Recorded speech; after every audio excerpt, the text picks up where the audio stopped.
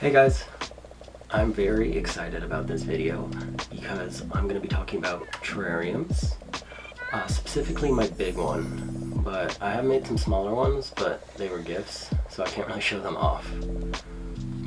I spent a long time researching the best methods for building terrariums before I put one together, and I also really love to watch Serpa Design on YouTube.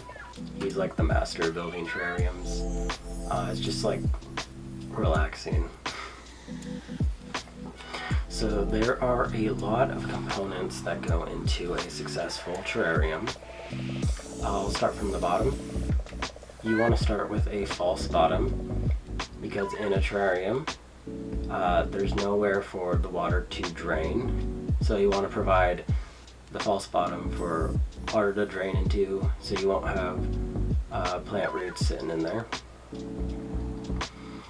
You can use any kind of coarse material pretty much. I use store-bought river pebbles, but you could use like gravel or aquarium rocks, stuff like that. It's usually about an inch worth or more, and it's topped with a fine mesh. In my case, I use some tulle. But you can use like window screen or something similar. Fine enough that dirt and roots aren't going to be making their way through, but large enough that it's not going to be holding water above it. In mine, you can see that the roots have kind of made their way around the mesh, but for the most part in the middle, they're staying out of the false bottom. Then above the false bottom, directly on top of the mesh, I have a layer of horticultural charcoal. This helps a lot with keeping the terrarium fresh and clean. It just purifies the water a little bit as it makes its way down. And on top of that is soil. So there's multiple ways you can do this. There you'll find people who have their own special mix. I just use my usual potting soil. It's just a mixture of succulent soil, all-purpose potting soil, and perlite. It's airy enough that it doesn't get too compacted or waterlogged inside of the closed environment of the terrarium. And now comes the fun part of choosing the plants to put in there. I chose to put in a pink polka dot plant, a maidenhair fern, an air plant, some herbivum, and a sedum. I also tried adding some moss at one point, but I will come back to that because it's not in there anymore. Surprisingly, the Sempervivum and the sedum are doing really well in there, considering that they're both succulents and a terrarium is a very humid environment because it is closed off, so there's nowhere for the moisture to escape to. Now, designing a terrarium is pretty easily done. You generally just follow the rule of thirds like with any other kind of design. I intended to do this with my original design for this, but it kind of fell apart as the plants grew and I put it together. So the balance is kind of off. I'm not really that happy with it anymore. I'm loving how well it's growing though, so I'm not going to touch it. But in the future, I'll make sure to more evenly distribute stuff in there. When you decorate your terrarium, you can use all sorts of things.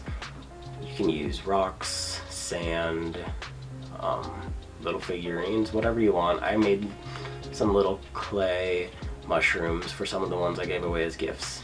They were very cute, if I must say so.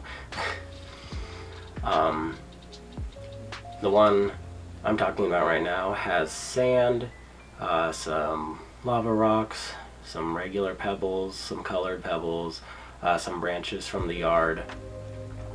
Again, those could also introduce disease the stick was dead, so I just sprayed it down with rubbing alcohol to sanitize it. Now, when adding plants to a terrarium, it's always a good idea to quarantine them first, just like any house plant, because you want to give them time to reveal if they have any pests or diseases going on with them before you bring them into contact with your current plants. I did not do this because I was impatient to make the terrarium. So I just stuck them all in there. Fauna, although not completely necessary to add to the terrarium, can be very helpful to jumpstart a successful terrarium. On its own, a terrarium, or really any plant, will have springtails inside, which are a wonderful cleanup crew. They take care of a lot of decomposition and stuff like that. So those will show up on their own, but it's a lot easier to add some already with a healthy population, just to get a faster start with those. So I did this by adding the pink polka dot plant, which I knew to have a really good population of them. Like, I regularly saw them on top of the soil, more than any of my other plants, and I already had propagated that one, so I had a spare, and I put that in there for that. And then I added 3 isopods from my front yard.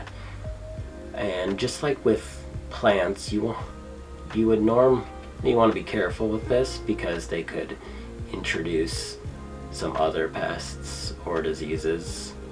I got lucky and didn't have that happen, and it was much easier to just add those 3. And from those just 3 isopods, their population has exploded. I can't look in there without seeing an isopod anymore, which is honestly great. They keep the whole thing pretty clean. I have no problem with anything rotting in there. I don't really need to clean up anything. I never have to take anything out of there. The only time I open the terrarium is when I need to trim back the plants. They start to crowd each other out, and I don't want that. So I will trim them back. I've only done it twice though in the 10 months I've had it, which is pretty good. And every time I do that, I make sure to mist it a little bit just to restore some of the humidity that's lost when I open the lid. The isopods do their job so well with cleanup that when I actually tried to add moss to the terrarium after it was well established, they ate it all.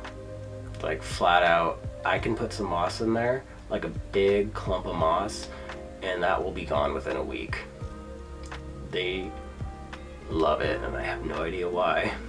But it's fun to watch, for sure. I just wish I could add some moss to it, because I love the look of moss. Thanks for watching. Hope you enjoyed. I'll see you next week.